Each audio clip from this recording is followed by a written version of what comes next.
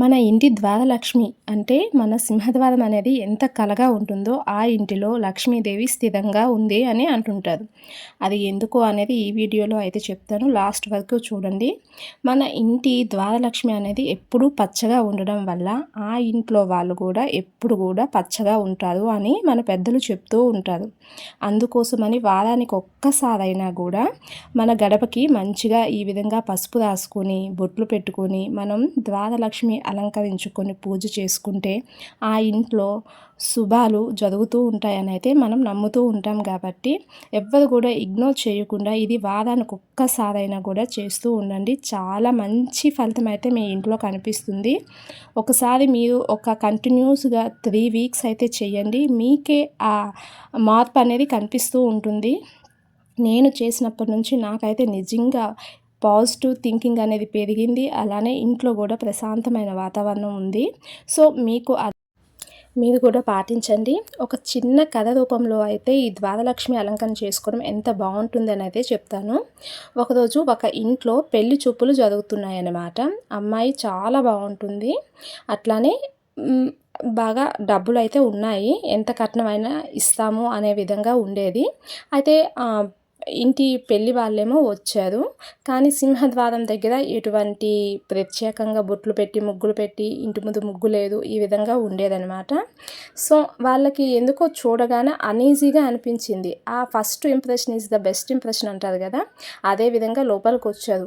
ఆ ఇంప్రెషన్ లేకపోవడం వల్ల ఏది చూసినా ఏదైనా కూడా వాళ్ళకి నచ్చలేదన్నమాట. అలా నచ్చకపోవడంతో ఆ సంబంధం అనేది తప్పిపోయిందనమాట.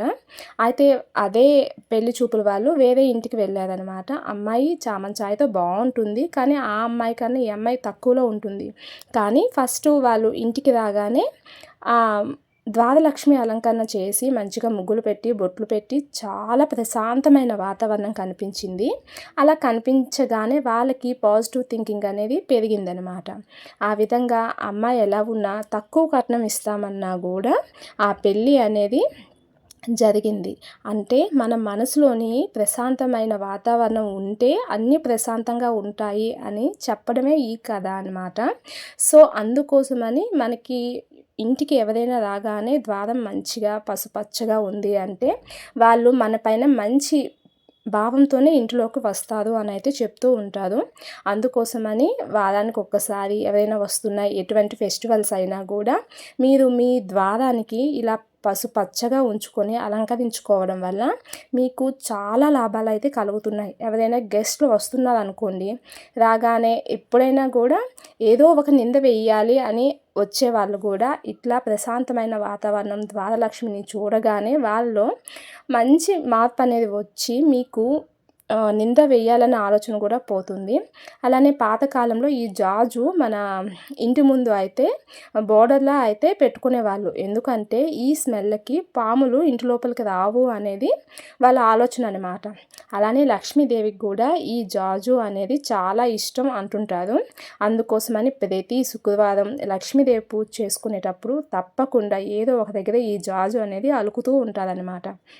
సో అందుకోసమని ద్వారలక్ష్మిని ఎవ్వరు కూడా ఇగ్నోర్ చేయకండి. ఇంట్లో ఎంత బాగున్నా కూడా ద్వారలక్ష్మికి డైలీ కడిగి ముగ్గు పెట్టుకోవడం వల్ల చాలా ప్రతికూల శక్తిని పోయి అనుకూల శక్తి అయితే వస్తుంది అని అంటుంటారు. సో అందుకోసమని ఈ వీడియో మీకోసం అయితే చేశాను.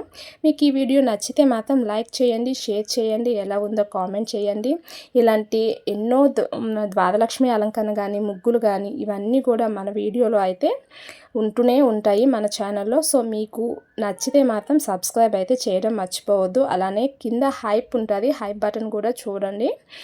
మీకు నచ్చితే మాత్రం హైప్ కూడా చేయండి. చూడండి, ఈ ద్వారలక్ష్మిని మంచిగా ఇలా అలంకరించుకొని పువ్వులతోని దీపం పెట్టుకొని ధూపం కూడా వేసుకుంటే వారానికి కనీసం ఒక్కసారైనా చేసుకుంటే మీ ఇంటిలోకి నెగిటివ్ ఎనర్జీ రాకుండా పాజిటివ్ వాతావరణం అయితే ఉంటుంది. సో ఈ వీడియో మీకు నచ్చిందనే అనుకుంటున్నాను. నచ్చితే మాత్రం లైక్ చేయడం మర్చిపోవద్దు. అలానే ఇలాంటి వీడియోలు ఇంకా కావాలి అంటే మీరు నా ఛానల్ని సబ్స్క్రైబ్ చేసుకోండి. Thank you.